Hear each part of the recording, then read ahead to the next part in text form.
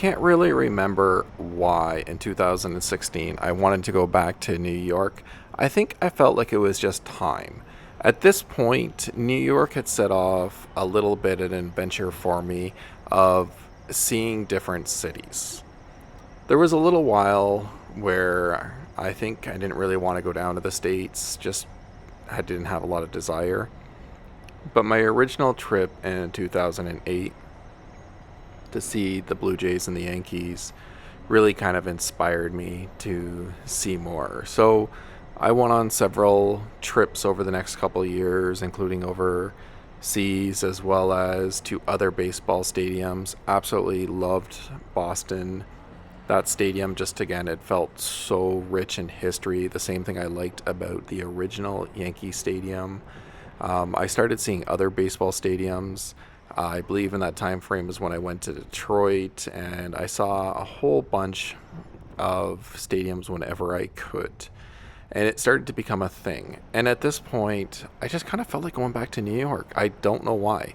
There's something about New York that was just kind of calling me back. And it's not unlike my most recent trip, which I was on while I was filming this scene in the background right now, where it just felt like it was time. And even when I was about to leave New York, I knew I was going to be back. So, one of the things when I travel, I like to make it clear to some of my friends if there's something that they want to do and I'm not as interested in it, go ahead, enjoy, have fun. Especially when there's multiple friends and they can go off and do an adventure together, go off and enjoy.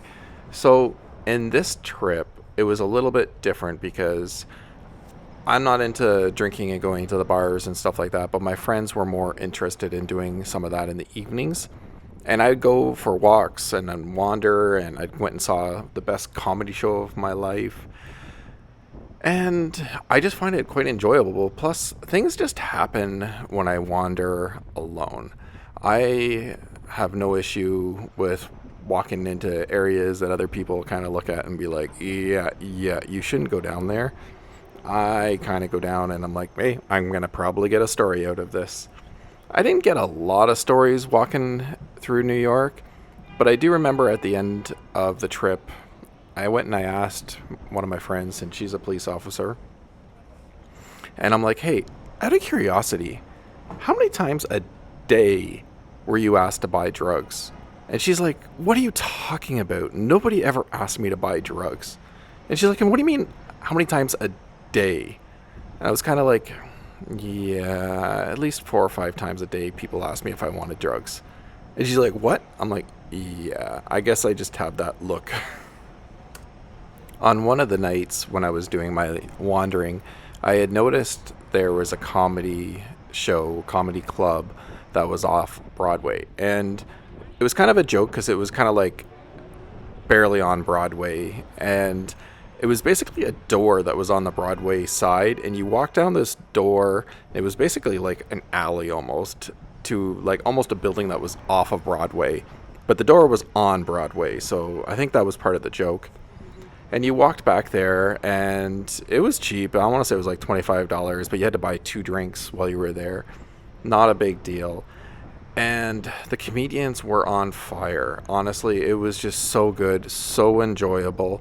And I had such an amazing time. And as I mentioned earlier, I think in one of my videos, I'm all good with being a part of the show. If the comedian wants to include me, great. If they don't want to include me, don't care.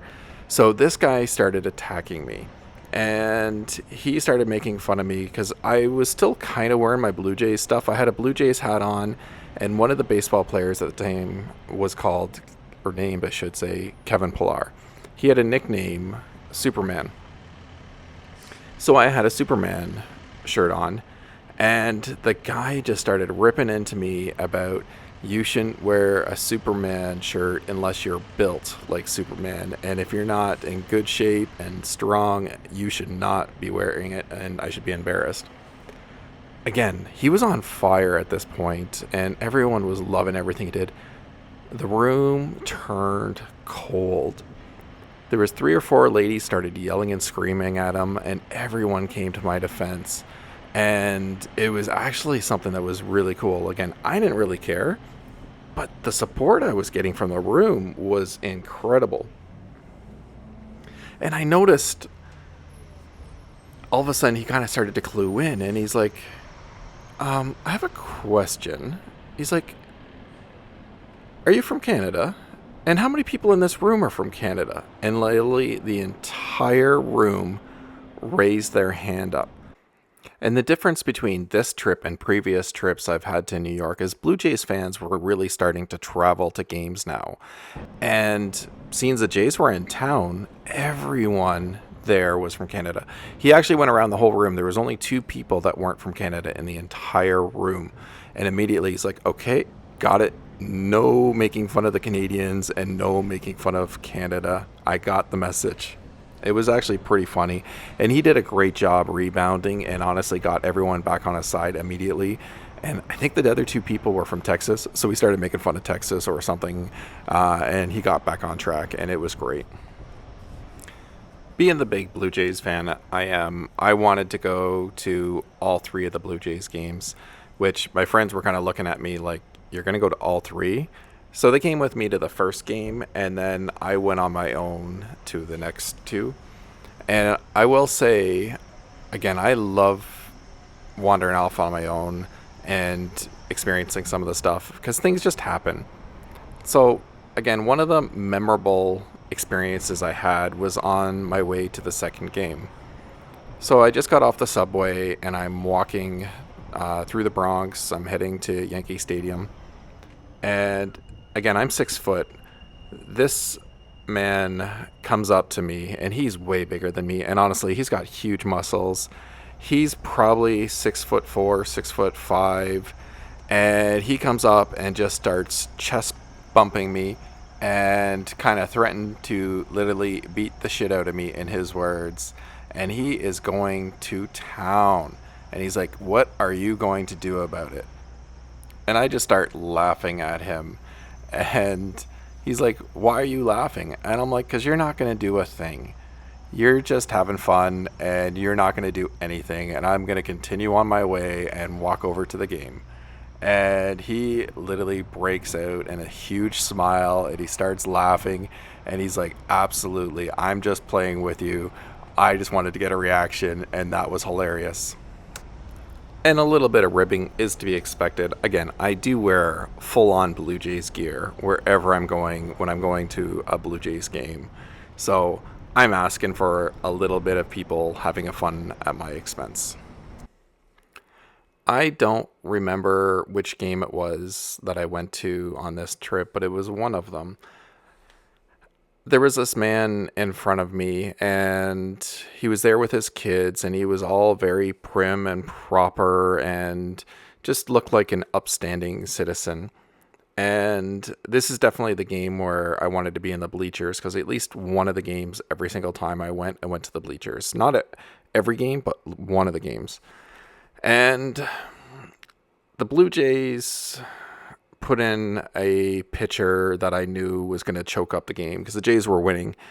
And I literally said to the people around me, I'm like, you've won. And they're like, you're winning by 3 runs. I'm like, yeah, no, this pitcher that's coming in right now, you've just won the game. And they're looking at me like I'm crazy. Sure enough, a couple of minutes later, Yankees come storming back, take the lead in a dramatic fashion. And this prim and proper man gets up and just starts feeding it to me. And he is saying every unimaginably bad word possible in the phrases to let me know that my team sucks and they just blanked our butts. And I just looked at him and I looked down to the kids and I'm like, wow, you're a great role model. And his face went so red, it wasn't even funny. And then he's just like, I'm sorry.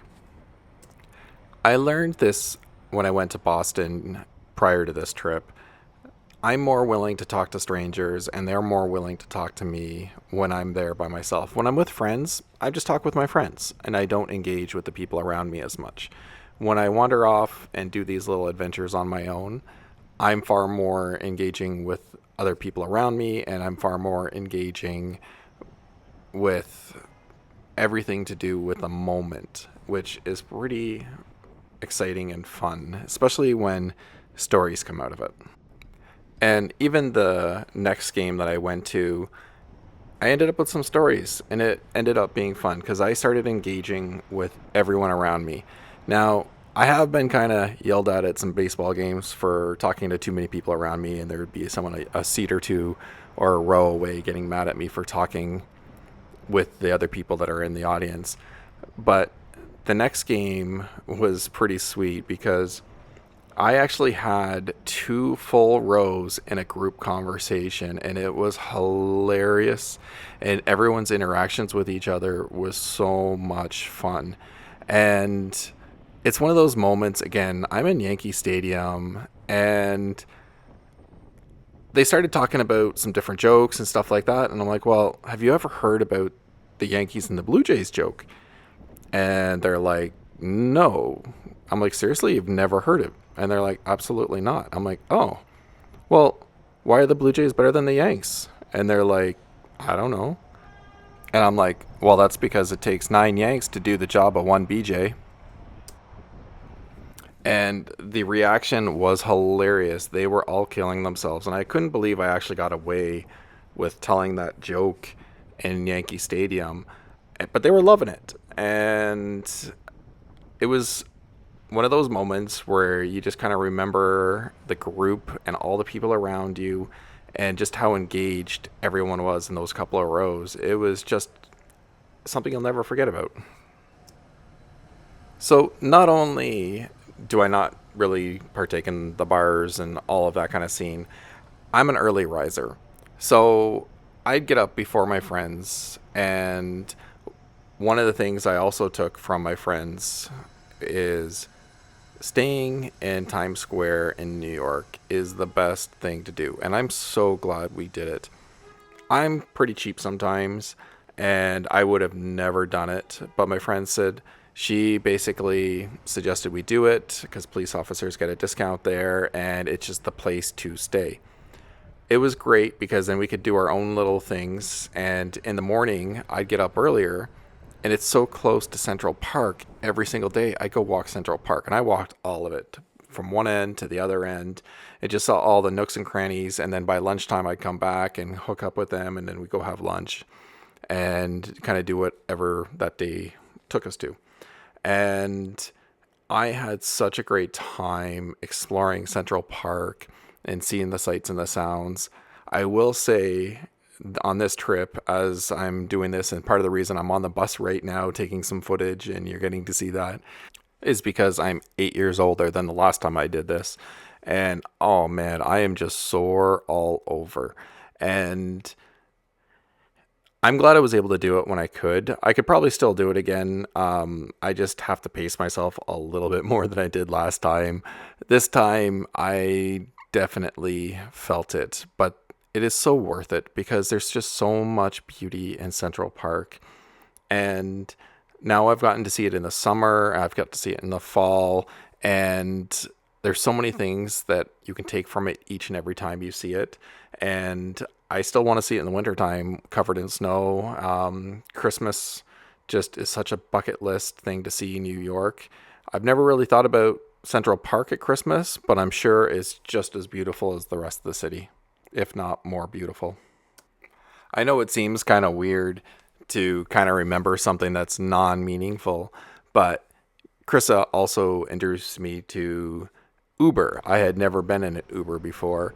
And I remember we took the Uber over to where you take the ferries, then you can go over to Staten Island, and you can go over to the different boroughs, see the Statue of Liberty. And it was a neat experience doing that for the very first time. It's not that something that is special, but it's just when it's the first time you've ever done something like that, it's memorable. And of course, just like the last time we went on a trip like this, we went to some more different museums and saw some more art, which was really nice because, again, it's not something I would typically do in my everyday life. So I did appreciate getting to see that. And we can't go to New York without going to the M&M store, of course. So we went back to the M&M store, and now I've been there 3 times out of my 4 trips. I've gone to the M&M store, and I'll probably go again just because it's kind of just a sentimental thing at this point just to do. And I don't know if anyone else is like this. One of the things I love when I travel is seeing places and then either putting it towards a movie or a TV show you saw, or kind of when you see it in a movie, recollecting your time there and be like, oh, I saw that. And I remember the first time I ever saw John Wick, and they had the scene that was kind of entering Central Park. That made me feel that kind of same nostalgia from when I was there. And I'm like, oh, I saw that part, and I really enjoyed that part of the park. And they obviously shoot some of these scenes in places like this because it means something and it is beautiful. But it's just incredible sometimes when you've actually been somewhere and then you're watching a movie that you love and you're like, I've been there. That's a spot I've been. And that concludes my third trip to New York City. And again, I got different experiences because, again, me and Krista had already been to New York, and I went to New York with a different friend. But now having Krista and Sid with me, we also had different experiences because there was different interest and getting to see different sides of New York. First time with Krista, I really started to become a fan of using subway systems on some of my trips, and I still do that to this day. This time, having Sid with us and staying in Times Square, especially with people on slightly different schedules, them being a little bit more night owls, me being a little bit more of liking to get up in the morning and walk Central Park. It was fantastic. And I wouldn't trade those memories or those experiences because they were just so valuable. And that's some of the best parts of life, is the memories and the people you share it with. That being said, I do love my solo trips.